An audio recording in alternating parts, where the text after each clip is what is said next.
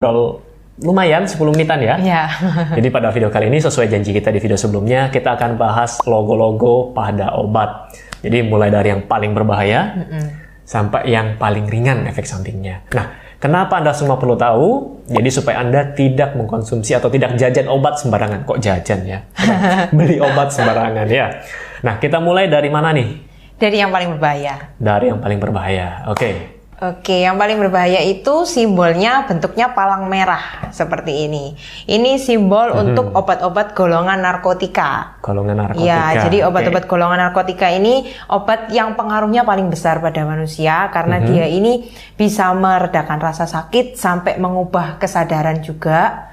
Kemudian dia juga bisa menyebabkan ketergantungan. Jadi obat ini benar-benar bahaya. Kalau bisa harus pakai, bukan kalau bisa sih, harus pakai resep harus dokter. Wajib ya, pakai resep dokter.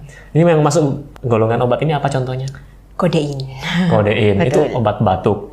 Betul, bisa digunakan sebagai obat batuk. Gitu. Terus obat-obat tidur biasanya? Obat-obat tidur itu masuk golongan psikotropika, nggak termasuk narkotika. Nggak masuk sini? Iya, nggak masuk. Lanjut. Oke, yang kedua itu berbahaya selanjutnya itu adalah simbol K. K dengan warna merah, ini artinya obat keras. Jadi obat golongan obat keras ini juga harus dibeli dengan resep dokter, wajib. Nah, ini ada contohnya di sini satu nih. Betul.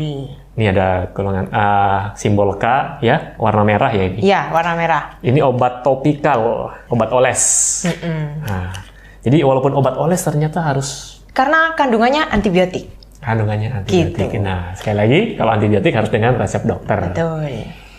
Oke, selanjutnya adalah logo simbol warna biru. Biru lingkaran hitam. Ini termasuk obat golongan bebas terbatas. Jadi masih bisa dibeli tanpa resep dokter, cuma jumlahnya tertentu. Jadi nggak boleh terlalu banyak. Nggak boleh terlalu banyak. Biasanya untuk obat-obat yang bisa menyebabkan ngantuk, untuk obat flu, pilek, seperti itu. Contohnya di sini ada CTM. Betul. Ini familiar lah ya, orang-orang obat untuk biasa urtikaria atau biduran lah orang sini bilang. Cuman perlu dibaca lagi, jadi kalau Anda mau konsumsi obat ini kan ini bisa dibeli bebas. Bisa. Tapi kan harus tahu, jadi dibaca di keterangan di belakangnya atau biasa di dalamnya itu ada kertasnya, ada brosurnya. Tolong dibaca efek sampingnya apa. Nah di sini kan tidak boleh digunakan oleh misalnya untuk wanita hamil, jadi bisa nanti kasihan janinnya gitu. Terus kalau konsumsi obat ini jangan berkendara. Betul. Karena efek sampingnya ngantuk. Kemudian obat ini juga di metabolisme di ginjal. Nah, jadi untuk kalian yang punya masalah dengan ginjal, walaupun obat ini bisa Anda beli bebas, saran saya adalah konsultasikan lagi dengan dokter yang merawat Anda ya. Gitu. Next. Ini sudah. Next, selanjutnya simbol warna hijau lingkaran hitam ini termasuk obat golongan bebas. Jadi obat ini bebas, namanya bebas berarti bisa dibeli tanpa resep, boleh dibeli di mana aja dan pasti ada di apotek manapun. Jumlahnya? Jumlahnya juga bebas. Juga bebas. Oke. Jadi contoh di sini ada paracetamol. Jadi ini ada warna hijaunya nih, ya. Jadi sebenarnya ini adalah logonya. Jadi logo untuk obat bebas. Bebas. Ini bisa beli di apotek, bisa beli di warung-warung mungkin ya? Iya, ada. Ada semuanya. Nah, kalau paracetamol kan, ya ini juga sudah umum, antipiretik itu apa? Anti panas, anti demam. Iya, anti demam. Kemudian anti nyeri juga. Anti nyeri. Nah, untuk obat ini di metabolisme di hati ya, nggak salah. Hati ya. Kemudian walaupun bisa beli bebas, nah biasanya kan orang sakit kepala, kalau minum satu tidak mempan, minum dua. Nah, itu juga nggak boleh. Nggak boleh? Nggak boleh. Tetap harus sesuai dosis. Walaupun bisa beli bebas harus sesuai dosis. Sekali lagi dibaca. Betul. Karena nanti kalau tidak yang keracunan adalah hatinya kita.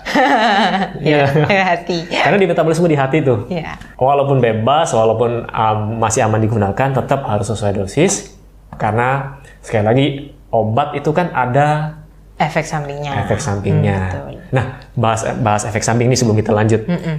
Logonya farmasi itu kan ada cawan sama ular. Betul. Kenapa kok ular, nggak gajah mungkin atau? Kalau gajah nanti pecah gelasnya.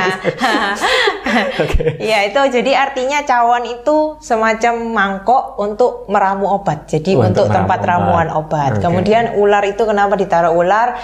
Soalnya ular ini karena kalau kita lihat ular ini kan berbahaya ya, bisanya berbahaya. Oke, berbisa. Racunnya itu kan bisa mematikan. Cuma kalau di farmasi racun ini justru bisa menyembuhkan orang. Bisa menyembuhkan. Iya, jadi kalau misalkan dalam dosis yang tepat, racun ini bisa menyembuhkan orang seperti itu. Dengan catatan dosisnya tepat, tapi tetap ada efek samping. Walaupun kan tidak semua orang bisa muncul efek sampingnya. Apalagi itu dengan dosis yang tepat, apalagi kalau dosisnya ngawur. Iya, semakin efek sampingnya tidak karuan. Oke. Sekarang lanjut. Oke, selanjutnya itu ada obat golongan fitofarmaka. Fitofarmaka, oke. Jadi fitofarmaka itu obat yang termasuk herbal juga, cuman dia ini udah diolah dengan menggunakan teknologi yang canggih dan sudah melewati uji preklinis dan klinis. Boleh jelaskan preklinis itu apa, klinis itu apa? Jadi kalau uji preklinis ini dia studinya hanya sampai uji toksisitasnya saja, tidak diuji pada manusia. Tapi kalau misalkan uji klinis, ini kita sudah menggunakan manusia percobaannya. Jadi kita coba pada manusia seperti apa efeknya, gitu. Oke, next. Next itu ada obat herbal terstandar. Herbal terstandar ini di bawahnya fitofarmaka. Mirip ya? Iya, mirip. Bedanya yang ini bintang 3, yang ini kayak salju gitu.